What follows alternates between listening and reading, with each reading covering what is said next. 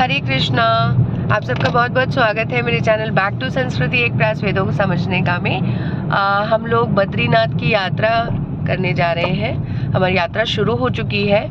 Day 1 में हमने नोएडा से आकर ऋषिकेश में हॉल्ट लिया था। लेकिन ऋषिकेश आने के लिए सबसे पहली चीज़ आप सबको बताना चाहूँगी कि संडे के दिन आने में या सैटरडे वीकेंड में इस टाइम, क्योंकि चारधाम यात्रा चल रही है, तो इस टाइम जो आपका चारधाम यात्रा की वजह से हरिद्वार, ऋषिकेश, मतलब ऑलमोस्ट सभी जगह बहुत ज़्यादा लंबा जाम लग रहा है। हर जगह ऑलमोस्ट 1.5 घंटे एक ही जगह खड़े खड़े पूरा वेस्ट हो रहा है। तो बेहतर होगा कि आप वीकेंड में प्लान ना करें इफ़ पॉसिबल तो। लेकिन अगर कोई और ऑप्शन नहीं है दैट इज़ अनदर थिंग। लेकिन वो चारधाम यात्रा की वजह से, क्योंकि बद्रीनाथ जी के कपाट खुले हैं और ज़्यादातर लोग कोशिश करते हैं कि मैक्सिमम 25 जून तक सब लोग ज़्यादा से ज़्यादा वो कर लेते हैं दर्शन। वैसे भी केदारनाथ में इस टाइम ऑनलाइन बुकिंग ख़त्म हो गई है और 4 दिन के लिए 20 जून तक, कल तक केदारनाथ यात्रा में कोई भी दर्शन नहीं हो रहे हैं, सीइंग द वेदर कंडीशंस। और बद्रीनाथ अभी फ़िलहाल ओपन है और बद्रीनाथ का मौसम भी ठीक है। तो अब हम लोग ने ऋषिकेश से आई गेस कितने बजे 8:45 पे हमने ऋषिकेश से अपना सफ़र स्टार्ट किया है। और जो डिस्टेंस हमें कवर करना था वो लगभग हमारा 260 किलोमीटर्स के आसपास है ऋषिकेश से बद्रीनाथ जी। एंड हमारा जो अराइवल टाइमिंग है वो 5:04 बता रहा है। तो लेट अस सी। अभी हम लोग ऋषिकेश से आगे ही निकले हैं जस्ट, तो स्टे ट्यून्ड।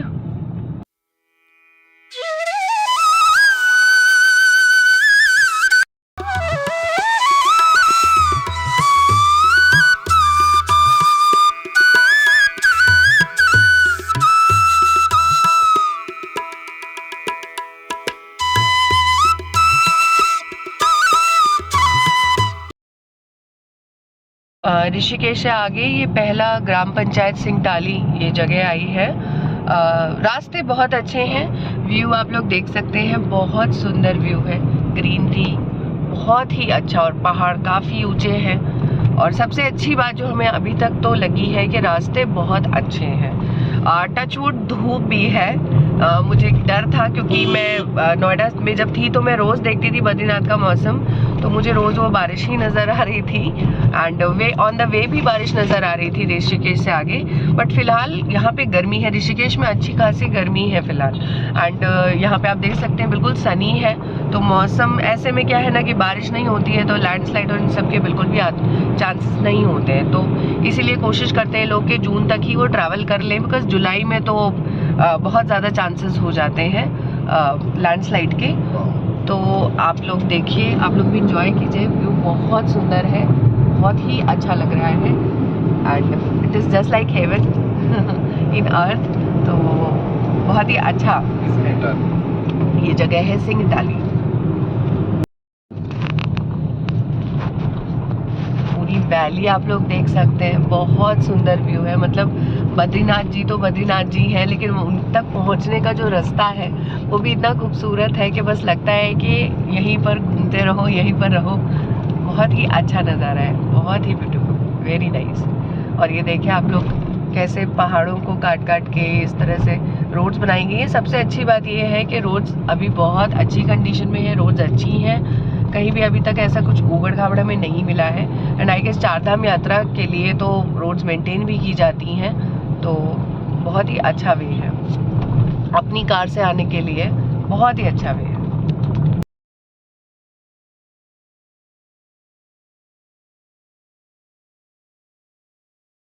ऋषिकेश के बाद जो एक इम्पॉर्टेंट शहर जो हमारा प्रयाग स्टार्ट होते हैं, देव प्रयाग, रुद्रप्रयाग, कर्णप्रयाग। तो पहला ये हमारा प्रयाग पड़ा है देव प्रयाग, जिसकी सीमा स्टार्ट हो चुकी है। ऋषिकेश से लगभग कितनी दूरी पर है? Approximate 35 kilometre. 35 किलोमीटर के बाद ऑलमोस्ट अप्रोक्सीमेट देव प्रयाग हमारा स्टार्ट हो रखा है। एंड आप देख सकते हैं व्यूज़ कितने अच्छे हैं, वैली बहुत सुंदर है।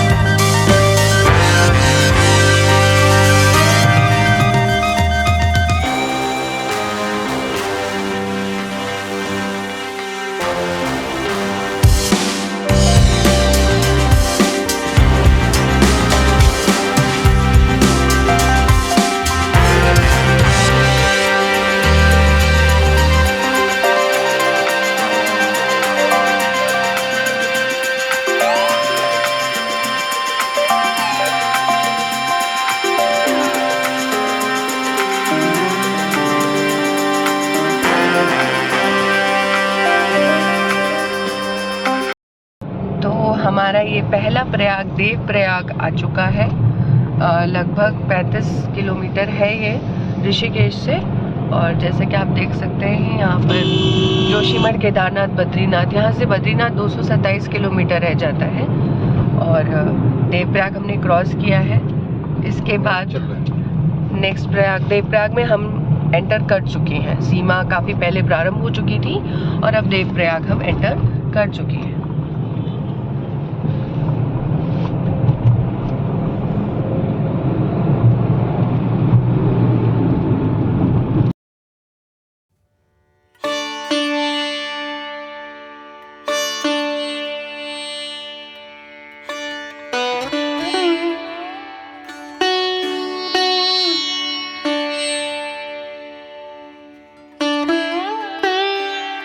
फिफ्टी 7 किलोमीटर्स दूर है और बद्रीनाथ 225।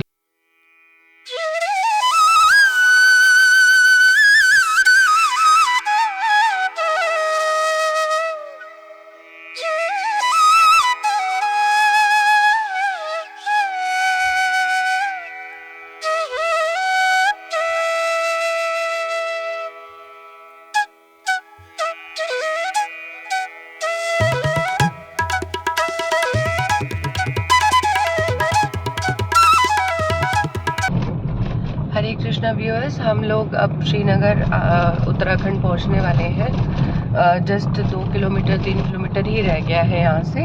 और श्रीनगर के बाद हमारा रुद्रप्रयाग आएगा।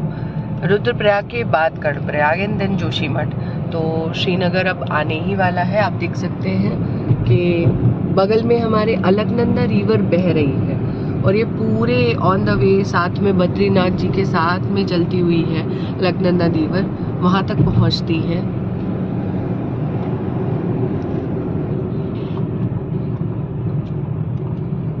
यहाँ से बद्रीनाथ 193 किलोमीटर रह गया है और केदारनाथ 125 किलोमीटर रह गया है। श्रीनगर उत्तराखंड से 193 किलोमीटर्स बद्रीनाथ और 125 किलोमीटर्स केदारनाथ।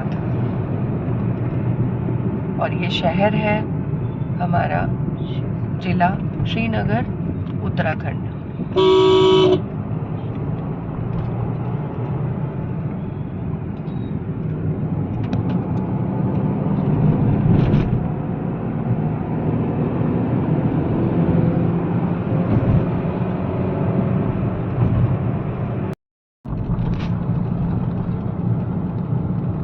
यहाँ से अब हम लोग श्रीनगर से जब आगे बढ़ेंगे तो रुद्रप्रयाग 31 किलोमीटर हमारा रह जाएगा। रुद्रप्रयाग दूसरा प्रयाग है जो ऑन द वे आपको मिलेगा। पहला हमने देवप्रयाग क्रॉस किया था और अब हम रुद्रप्रयाग की तरफ बढ़ रहे हैं। 31 किलोमीटर्स लेफ्ट। रेनो रेना रुद्रप्रयाग रह गया और श्रीनगर गढ़वाल हम क्रॉस।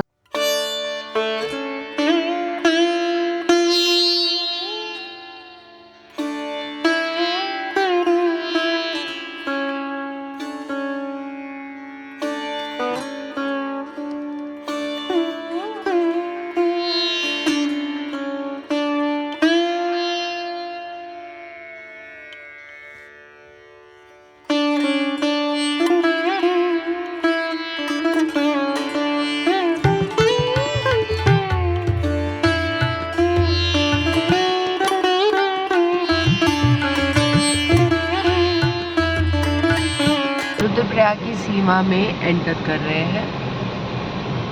सीमा समाप्त कोतवाली श्रीनगर, सीमा प्रारंभ जनपद रुद्रप्रयाग। यहाँ पे थोड़ा सा हल्का सा माइल्ड सा जाम है और आगे लैंडस्लाइडिंग जोन भी है।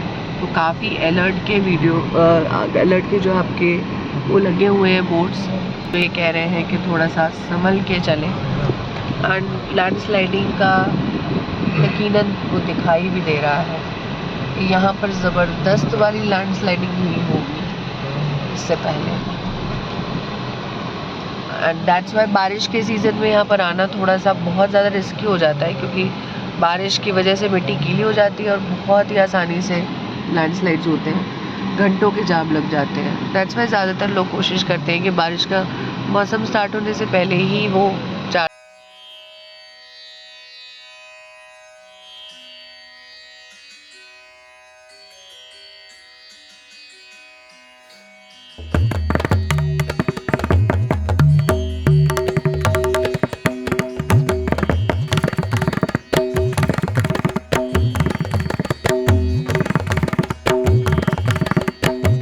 के बाद अब हम एंटर कर चुके हैं कर्णप्रयाग की सीमा में। ये अब तक हम देवप्रयाग कर चुके हैं क्रॉस, रुद्रप्रयाग, और यहाँ से जो बद्रीनाथ है वो लगभग 126 किलोमीटर्स रह जाता है। Hemkund Sahib 121 kilometre, valley of flowers Auli बहुत फेमस जगह है, 122 किलोमीटर कर्णप्रयाग की तरफ।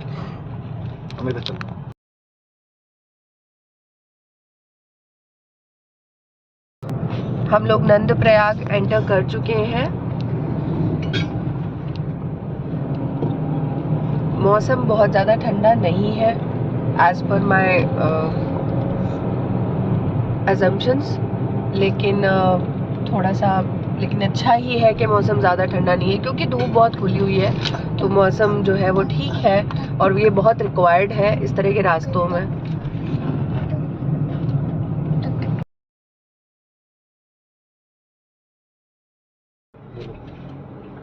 बद्रीनाथ अब रह गया है 89 किलोमीटर्स। माना ये लास्ट विलेज है इंडिया का, आखिरी ग्राम 93, और जोशीमठ अब आने ही वाला है 45 किलोमीटर।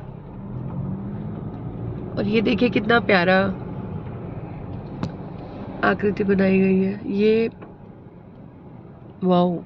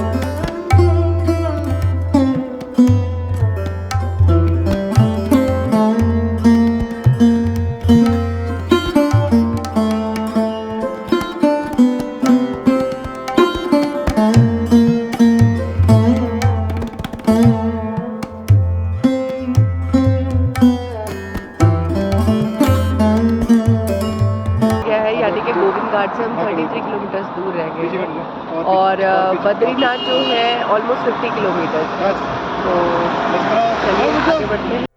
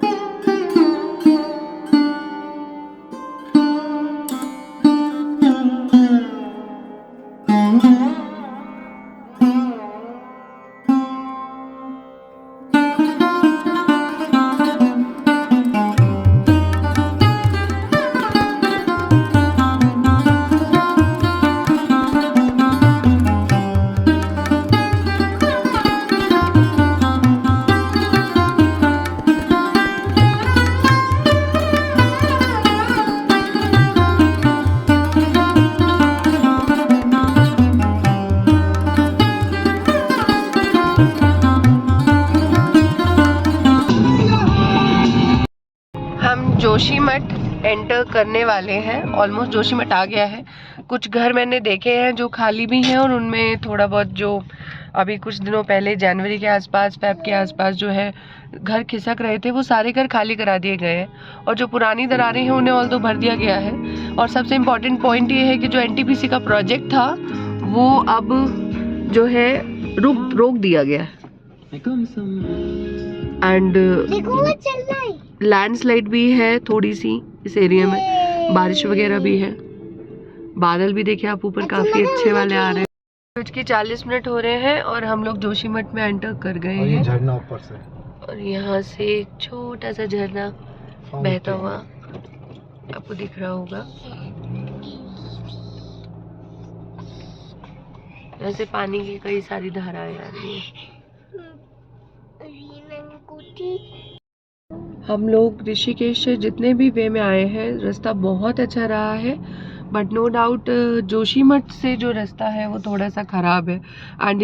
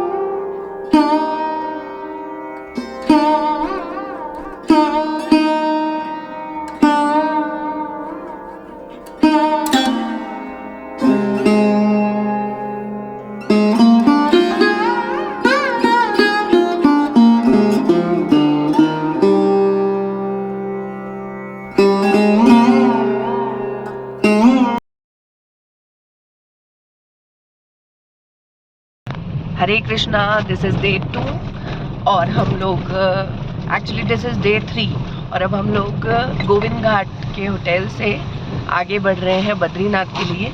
गोविंद घाट का जो होटल है हमारा, वहाँ से बद्रीनाथ सिर्फ 25 किलोमीटर्स रह जाता है। रास्ते काफ़ी डिस्ट्रिक्टेड है, बहुत ज़्यादा भी नहीं, बट हाँ थोड़े ऊबड़ खाबड़ है क्योंकि यहाँ पर लैंडस्लाइड काफ़ी अच्छी मात्रा में होती रहती है और उसमें सड़क वगैरह सारे मैनेज कर पाना थोड़ा मुश्किल है, but still it is okay to drive. तो अब हम लोग जा रहे हैं Badrinath. And the most important thing, registration बहुत ज़रूरी है। ऑनलाइन रजिस्ट्रेशन कर सकते हैं आप, तो रजिस्ट्रेशन कर ही आइए क्योंकि अगर नहीं होता है तो फिर आपको पहले ही चेक करने के लिए रोक लिया जाता है and at that very moment आपको करवाना पड़ेगा। तो उसमें